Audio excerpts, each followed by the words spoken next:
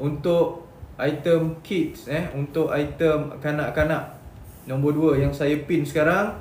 Ini adalah bag nombor 2 untuk kids, Mana-mana dewasa nak pakai, okay, saiz inci ukur lilit 19 ke 22. Tapi yang mana dewasa kita tak sarankan untuk cuba-cuba nak dapatkan saiz kids, sebab ianya tak muat untuk kepala tuan. Dia kepala saiz kanak-kanak saja sebenarnya. Okay, itu adalah dia punya standard measurement lah. Sama ada tuan-tuan nak dapatkan saiz kiam untuk kanak-kanak ataupun saiz dewasa, itu regular lah. Bag nombor 1 tadi, bag nombor 2 yang warna hitam. Yang warna biru ni adalah biru denim blue. Ni denim blue macam kata seluar jean. Dia punya ni, dia punya warna dia blue jeans. Tapi yang ini adalah denim. Denim tu sejenis kain jeans lah. Okay.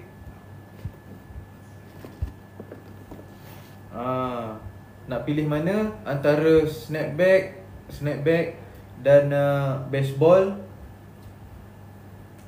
boleh pilih. Boleh pilih. Tapi semestinya kita punya yang paling keras, yang paling laku, yang paling cepat habis adalah design baseball. Ni baseball yang macam saya pakai ni. Ni cepat habis lah. Snapback dia contoh kita buka, antara kuantiti sama, snapback dan baseball. Snapback habis dulu lah. Snapback habis dulu. Snapback habis dulu. Baseball habis dulu. Baseball habis dulu. Okay.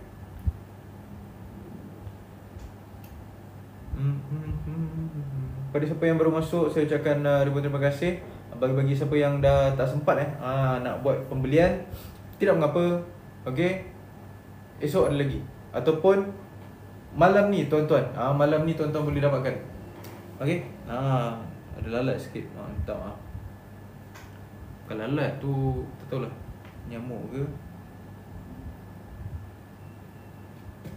Okay. Jelas yang ada dekat dalam live boleh komen-komen nak saya review apa. Okay.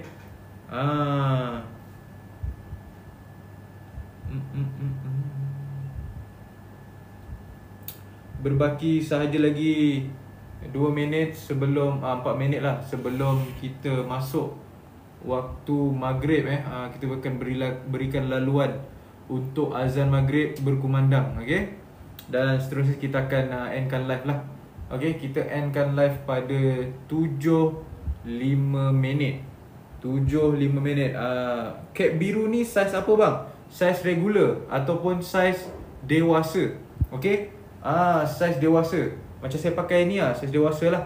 Kalau nak saiz kanak-kanak, boleh tengok bag nombor 2. Bag nombor 2 tu edisi kiam. Material sama saja, premium polyester spandex. Okay. Ini bag nombor 2, ini bag nombor 1. Okay. Tuan Ajim, AGM.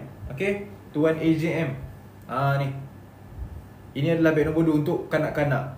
Kalau saiz dewasa, untuk saiz dewasa, bag nombor 1 yang saya pinkan sekarang.